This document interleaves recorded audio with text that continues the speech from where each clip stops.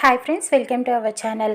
రౌడీలని కొట్టిపడేసి శరణ్య అక్కడి నుంచి పారిపోతూ ఉంటుంది. ఇక్కడ ఆనంద ఆలోచిస్తూ ఉంటుంది, అసలు శరణ్యని కనుక్కోవటం ఎలాగా, ఏదో ఒకటి చెయ్యాలి, ఒకసారి శరణ్యని వెళ్ళి వెతుకుదాం అని చెప్పి బయటికి వెళ్తుంది. కార్ తీసుకొని ఇటు పక్కన రౌడీలని కొట్టిపడేసి అలా వెళ్ళిపోతూ ఉంటుంది. తలుపులు తీసి ఉండటంతో ఇంక రౌడీలు అందరూ కలిసి శరణ్య వెంట పరిగెడుతూ ఉంటారు.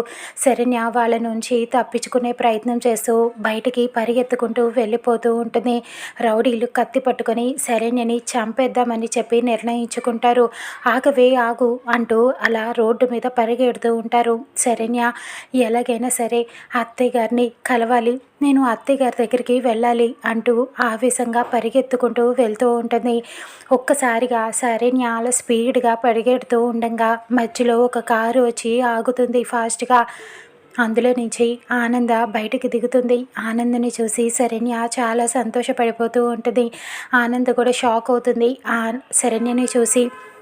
రౌడీలు వెంట పడుతూ ఉంటారు.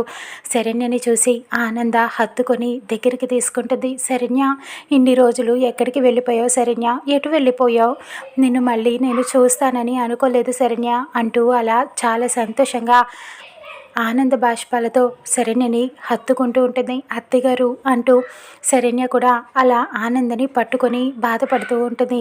ఇంతలో రౌడీలు వెనకాతల వస్తూ ఉంటారు. అత్తగారు, వాళ్ళు వెంట పడుతున్నారు, నన్ను చంపాలని చూస్తున్నారు అంటూ చెప్పడంతో ఇక ఆ రౌడీలలో అంతు తేలుద్దామని చెప్పి ఇటు ఆనంద నిర్ణయించుకుంటుంది. ఇక ఒక్కసారిగా తను కొంగు తీసి బిగిస్తుంది. రండిరా రండి, ఎవరు వస్తారో రండి, నా కోడల్ని చంపేద్దామని చూస్తారా, ఇన్ని రోజులు నా కోడల్ని హింస పెట్టారా అని చెప్పి అక్కడ ఉన్న ఒక చక్రం లాంటిది తీసుకొని వాళ్ళని చిత్త కొట్టేస్తూ ఉంటుంది ఆనంద. ఇక ఆనంద అలా కొట్టడం చూసి వీరనారిలాగా శరణ్య చాలా సంతోషపడిపోతూ ఉంటుంది. అత్తయ్య గారేనా అని చెప్పి ఆలోచిస్తూ ఉంటుంది. ఇక ఆనంద ఆ రౌడీలను చిత్త కొడుతూ ఉంటుంది. వాళ్ళ అంతు తేలుస్తూ ఉంటుంది. వాళ్ళని వెంటపడి మరీ కొడుతూ ఉంటుంది.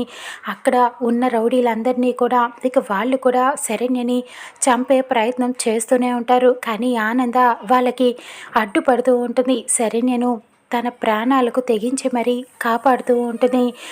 ఆనంద అలా వాళ్ళని కొడతం చూసి శరణ్య చాలా సంతోషపడిపోతూ ఉంటుంది.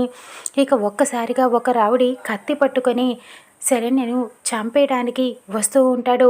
ఇటు పక్కన ఆనందని అలా చంపేస్తున్నాడేమో అని భయపడుతూ ఉంటుంది శరణ్య. ఇక ఆనందని ఏమీ చేయకుండా ఉండడానికి శరణ్య ఆ రౌడీకి ఇలా అడ్డుపడటంతో ఒక్కసారిగా ఆ కత్తిపోటు శరణ్య కడుపులో ఉంటుంది.